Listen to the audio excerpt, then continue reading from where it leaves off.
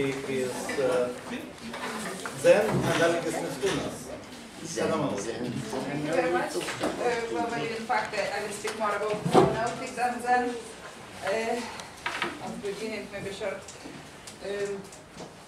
introduction. I would like to say that on my academic path, I had the chance to meet two teachers from capital letter and two authentic phenomenologists.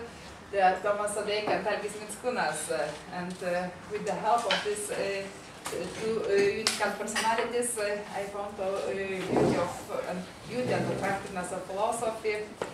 Today I am going to speak about Algis Mickūnas.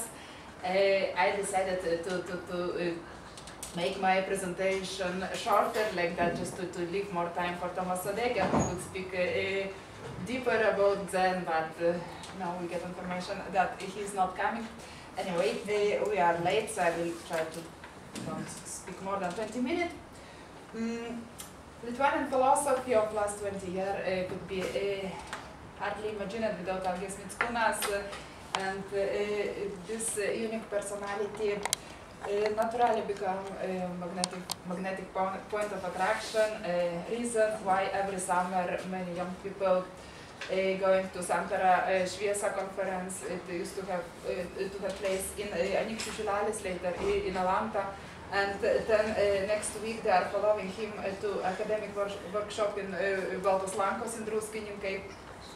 This social academic events, if you may say, happens under Mickūnas flag. His speech traditionally are certain axes of academic discussion, and his legendary informal communication, overnight communication also with colleagues and students, it not only raise popularity of such events, but also create the unique aura. And a few years ago, I had the honor to do some academic edition for Algis Mickūnas' book, Aesthetic, the Art and the World Experience. Various texts included into this book are devoted into different aspects of aesthetic, and they were closely translated by author himself into Lithuanian. I think that any of these texts could have been a base for some different philosophical reflection, analysis. One of them, as I named the third in hermeneutics, destruction and the borrowed power, then inspired me to write a paper, Traditional Hermeneutic, the third in hermeneutic by Algis Mickūnas, and what after. It was published in Philosophy Sociology of 2012, and it was devoted to analysis and extension of Algis Mickūnas' hermeneutic research. Then I found out that despite various merits, Doctrine hermeneutic by Mickūnas seems to be insufficient for understanding fundamentally different Eastasian philosophical traditions. Therefore, I was seeking for an approach suitable for interpretation of Asian tradition, which are characterized by such qualities as integrity, traditionalism, lack of distinction between subject and object, etc. In my former paper, I ambitionally tried to extend Algis Mickūnas' research and create a approach suitable for cross-cultural communication. However, reviewing such claims from today's point of view, I have to say that then I didn't manage to create sort of fourth hermeneutic or something. But 1 year later, I found such hermeneutical approach in the newest book of Algis Mickūnas, the Phenomenology of Zen. Lithuanian. So the starting point of present speech will be my essay, Traditional Hermeneutics, the Doctrine Hermeneutic by Mickūnas and what after, and the central axis of today's speech will be a book, The Phenomenology of Zen. So Algis Mickūnas' hermeneutical approach, traditional hermeneutics and the doctrine hermeneutic. How different hermeneutical approach unveil capabilities of communication and understanding. What kind of methodology could be best suited for cross-cultural communication and fruitful dialogue? Which hermeneutical approach should be used for interpretation of different cultures? while searching answers for such questions, Mickūnas overviews various traditional hermeneutical approach, highlights their peculiarities, benefits, and weakness, and then he proposed the new hermeneutical approach. So he pointed out 12 different hermeneutical approaches. I just maybe mentioned them. It's a simple hermeneutic, philosophical, apophatic, hermeneutic of arche, transitional, interrogative, perspectival, aperspective, additional, traditional, methodical. And the 12th hermeneutic remain not described and named. Like that, every reader can create his or her own one. Thus, after reviewing the different hermeneutical approach, Mickūnas created new one, doctrine hermeneutic, which is particularly helpful for philosophical interpretation of Western tradition because it explores the transformation which takes place when one culture was conquered, destroyed, and in their place established themselves different cultures. And Mickūnas shapes 4 basic rules of doctrine hermeneutic. The first rule says that tradition of conquered culture disappeared, suppressed, denied as false, godless, evil, but later it can emerge in a different cultural context. The second rule says that through suppression of all tradition, the new one gathers total control in production and preservation of texts. The third rule says that when comparing literary tradition, suppress another strong literary tradition, then it has to incorporate the conquered tradition. Such manipulation can easily turn against the conquered tradition and cause its crisis. And according to the fourth rule, in every tradition there exists an essential text that reveals a tension between 2 hermeneutical circles, transcendent or transcosmic and transcendence, cosmic. And now I try to speak about insufficiency of the doctrine hermeneutic in the face of East Asian tradition. The doctrine hermeneutic by Mickūnas discloses a constant fight for destiny between various traditions and help to understand Western philosophical tradition. However, I think it's not really helpful for integral East Asian cultures because there simply never happened such radical change between different literary traditions of conquerors and conquered. Therefore, the first 2 rules of the doctrine hermeneutic, which says that conquered tradition condemned to file and conqueror will control their texts and use for own purpose, they couldn't be used for a case of Japan, especially China. The reason of that is that in China, Chinese literary tradition was much more developed than this of conquerors, Mongols, Manchus, no matter. So they easily neglected their own tradition and cultivated sophisticated heritage of conquered Chinese culture. And until the very time of cultural revolution, which had place until Mao Zedong, China avoided not only global but also partial destruction of the conquered tradition. In Japan, such traditionalism and continuity are also much stronger than in Western culture. Then the fourth thesis of doctrine hermeneutic about a basic significant text also doesn't match for East Asian culture because there is simply no any essential text with similar role as the Bible in Europe or Quran in East Central Asia. No one text could be distinguished among plenty various texts belonging to traditions of Taoism, Buddhism, Zen, Shinto, and other schools. Exceptionally suited for interpretation of East Asian tradition could be third rule of doctrine hermeneutic dealing with incorporation and applying texts of conquered tradition. Therefore, we see that not only traditional hermeneutical approach but also the doctrine hermeneutic offered by Algis Mickūnas in many aspects it's not really helpful for understanding of Asian culture and philosophical tradition. Then we have questioned how could they be understood and interpreted. Maybe the answer could be found in Chuanzi's story about fish joy.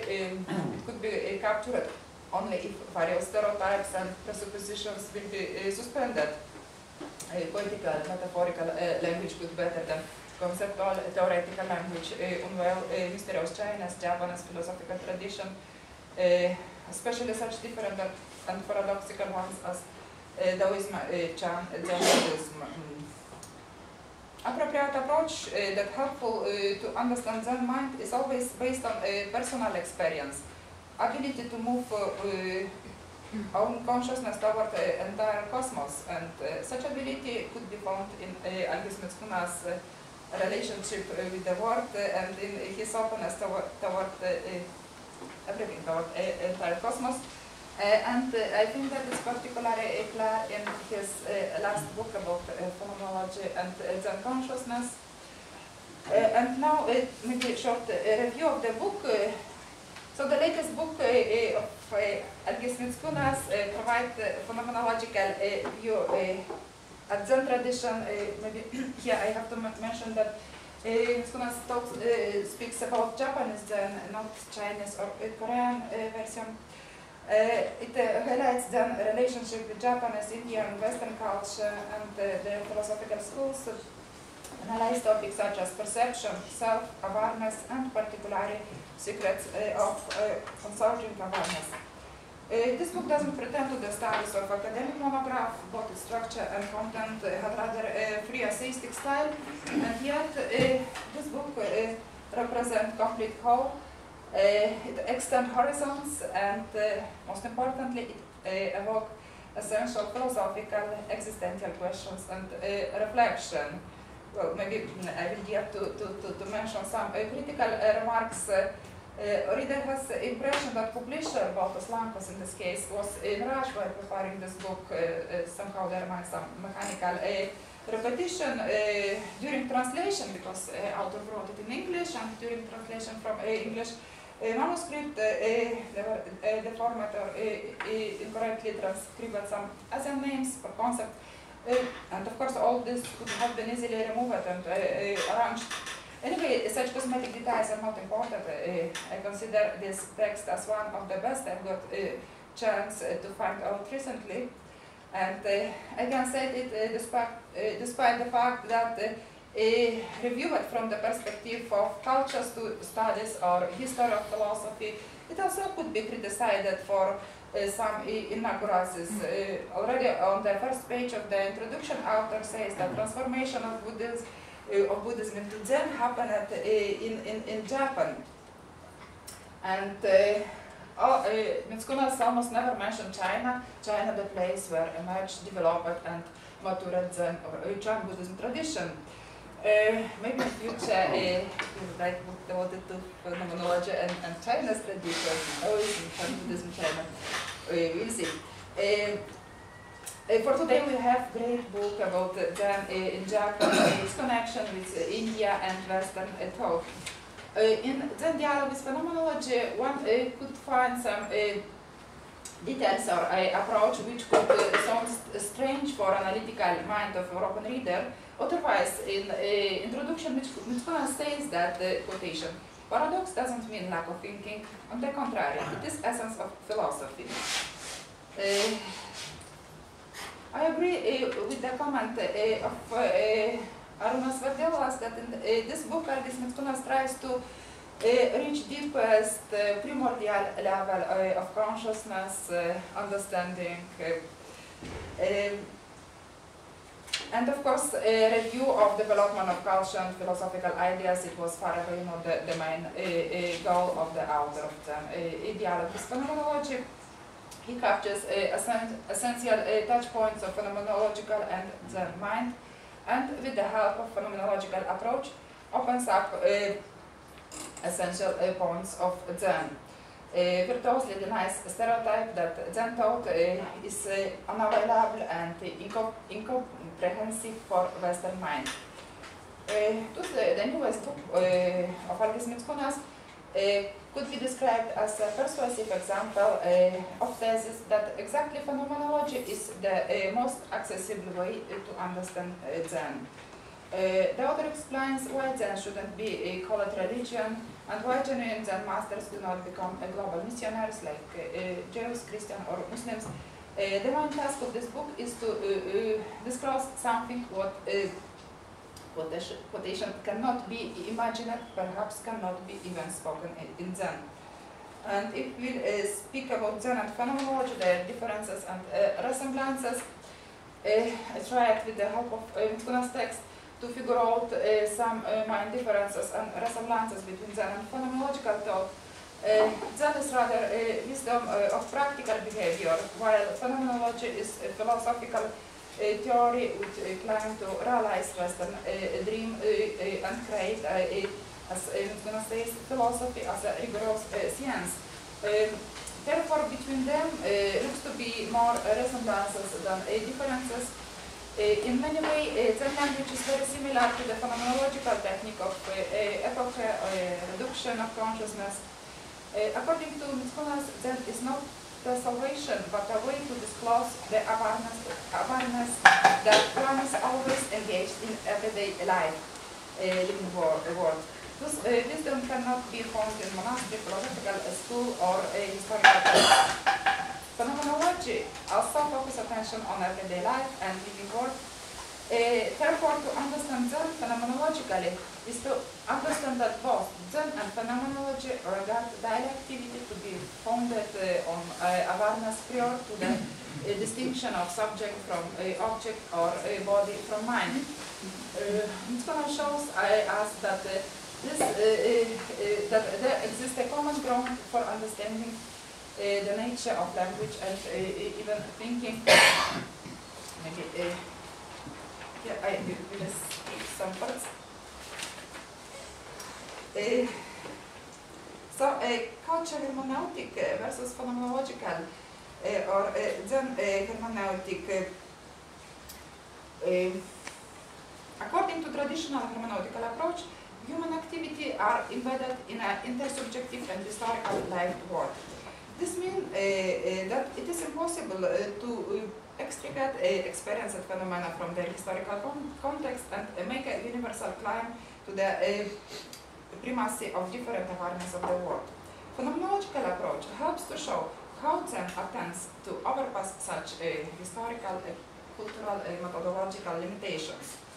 Phenomenology discloses reflective constructs which obscure pure active awareness and helps to find a way to overpass such limitation of historical hermeneutic.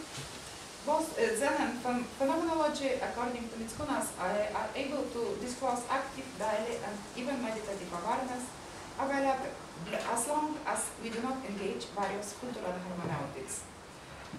According to both Zen and phenomenology, not everything is a text, language, meaning. Therefore, it's possible and even necessary to overpass superficial pronouncement that all experience is linguistically and culturally determined. Mickūnas, like a genuine Zen master, simply suggests continuing a journey without a purpose. The quotation, a journey without a purpose, since we are quite aware that apart from the journey, there is no other awareness. And quotation, this book helps to understand why Western understanding of Zen, particularly practices such as Zen, yoga, so often they are misleading. The problem is that quite often practical side, like health benefits, promise of long life, etc., becomes more important than theoretical. And at the end, maybe just a few remarks about Zen and Taoism. Personally, I found particularly interesting Mickūnas' ideas about Zen and Taoism and their relation to emptiness, skipping various more detailed explication. I only will mention that according to Mickūnas, Tao should be associated not with an emptiness, but rather with a being. The source of being is nothingness, in China or in Japan, which cannot be equated with emptiness, since it has a base. It is a base, a source of being. While my PhD thesis also was devoted exactly to the topic of emptiness in Taoism, so this topic is very interesting for me, and I have impression that non-being, which is a source of being in Taoism, of course, it is related to emptiness, and the later one, the emptiness is in Taoism is considered as a positive emptiness, the source of 10,000 things of entire cosmos. So from my position, Taoism shouldn't be associated with non-being and interpreted without considering the concept of positive emptiness. Yesterday, while replying to the presentation of Algis Mickūnas, told that in Zen, emptiness is the most welcoming thing. So I can add that also in Taoism, emptiness also is the most welcoming thing. And here I just will maybe give short summary about my paper.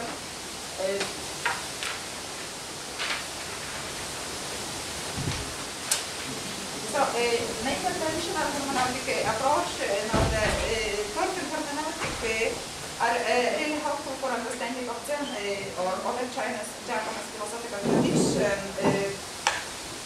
Such hermeneutical approach could be found in the latest book by Algis Mickūnas.